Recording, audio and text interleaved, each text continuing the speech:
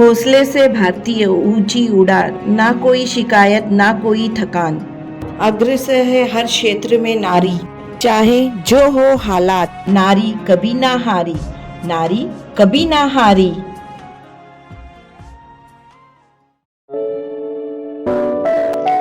ज्या देशात माझ्या धर्मासकट मी मान्य नाही, तो देश मला मान्य नाही, असे ठणकावून सांगणारी भारतातील पहिली महिला डॉक्टर आनंदीबाई गोपाळराव जोशी बोलते मी.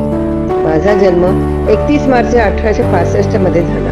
वयाच्या 9व्या वर्षी माझे लग्न गोपाळरावांशी झाले. माझी शिक्षणाची आवड बघून गोपाळरावांनी मला इंग्रजी संस्कृत शिकवण्याचा निश्चय केला.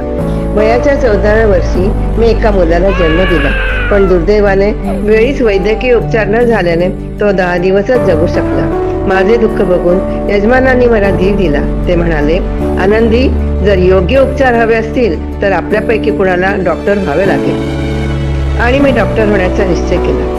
खूप प्रयत्नांती अमेरिकेतील वैद्यकीय विद्यालयात मला प्रवेश मिळाला. मोठ्या जिद्दीने आणि कष्टाने मी MD ची पदवी मिळवली. अमेरिकेतील स्मशानभूमीत माझे थडके बांधले.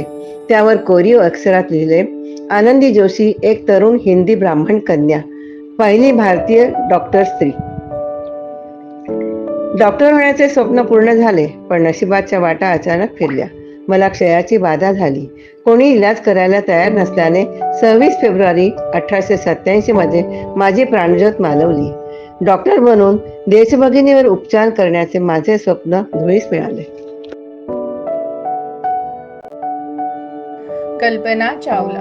कल्पना चावला भारतीय अंतरिक्ष में उड़ने वाली पहली महिला थी।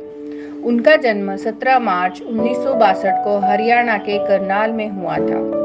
कल्पना ने अपने जीवन में अनेक महत्वपूर्ण पदक समेत अनेक सम्मान प्राप्त किए। कल्पना ने अमेरिका में उच्चतम शिक्षा प्राप्त की और वहां स्टेट्समैन इन एरोनॉटिकल और टेक्सास में स्पेस सेंटर में काम किया।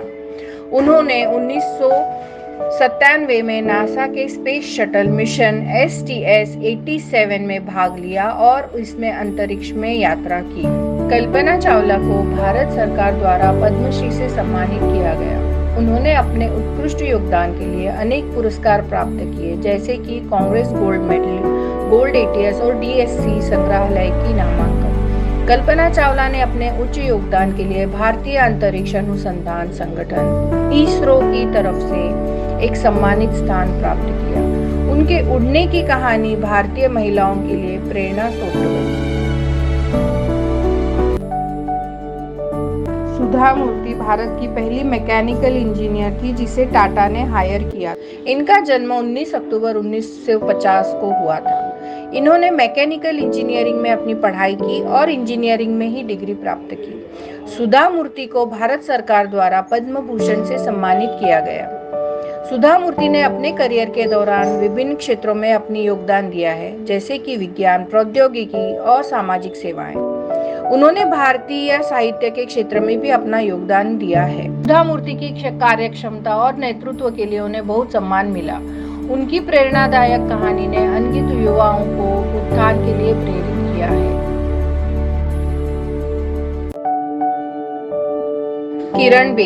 किरण बेदी भारतीय पुलिस सेवा की पहली महिला IPS अधिकारी थी।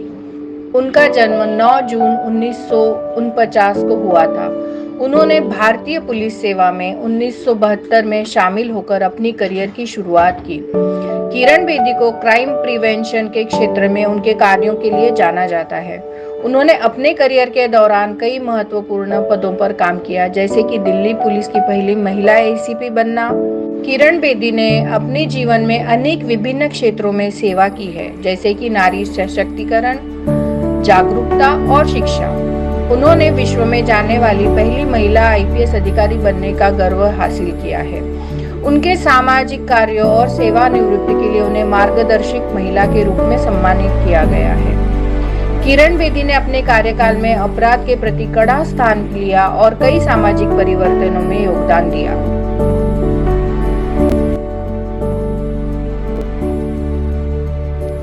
इंदिरा गांधी भारत की पहली प्रधानमंत्री थी। उनका पूरा नाम इंदिरा प्रियदर्शिनी गांधी था। उनका जन्म 19 नवंबर 1917 में हुआ था। उनके पिता जवाहरलाल नेहरू भारत के पहले प्रधानमंत्री थे। इंदिरा गांधी ने 1966 में पहली बार प्रधानमंत्री का पद संभाला था। उन्होंने गरीबी हटाओ अभियान की शुरुआत की थी। उन्हें 1971 में भारत रत्न से सम्मानित किया गया था।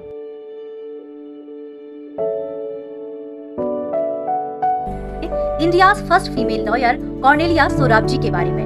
कॉर्नेलिया सोराबजी का जन्म 15 नवंबर 1866 को हुआ। वो बॉम्बे यूनिवर्सिटी से ग्रेजुएट होने वाली पहली महिला थी और साथ ही साथ पहली महिला थी जिन्होंने ऑक्सफोर्ड यूनिवर्सिटी में लॉ की पढ़ाई की। ऑक्सफोर्ड यूनिवर्सिटी से वापस आकर जब उन्होंने पर्दानशी औरतों के हक के लिए लड़ना चाहा तो उन्हें कोर्ट में केस लड़ने नहीं दिया गया, क्योंकि वो एक महिला थी और उस समय इंडियन कोर्ट्स में महिलाएं वकालत नहीं कर सकती थी। लेकिन उन्होंने हिम्मत नहीं हारी और सरकार के लीगल एडवाइजर के तौर पर काम करने लगी। उन्होंने लगभग 600 महिलाओं और उनके बच्चों के अधिकारों की लड़ाइयाँ लड़ी।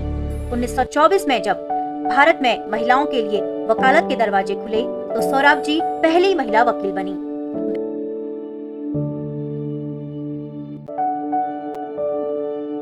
सावित्रीबाई फुले भारत की पहली महिला शिक्षिका थी। उनका जन्म 3 जनवरी 1831 में हुआ था। उनकी शादी 9 वर्ष की उम्र में 12 वर्षीय ज्योतिबा फुले के साथ हो गई थी। उनके पढ़ने की चाह देखकर ज्योतिबा फुले ने उनको पढ़ना लिखना सिखाया। उन दिनों लड़कियों को स्कूल जाना मतलब पाप माना जाता था। ऐसे समय में जो सावित्रीबाई ने कर दिखाया वो कोई साधारण बात नहीं थी।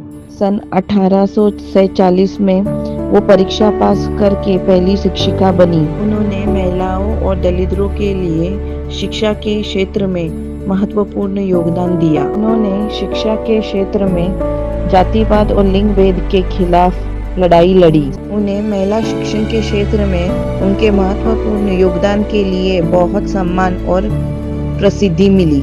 सावित्रीबाई फुले के उदाहरण से महिलाओं को उनके अधिकारों के लिए लड़ने की प्रेरणा दी।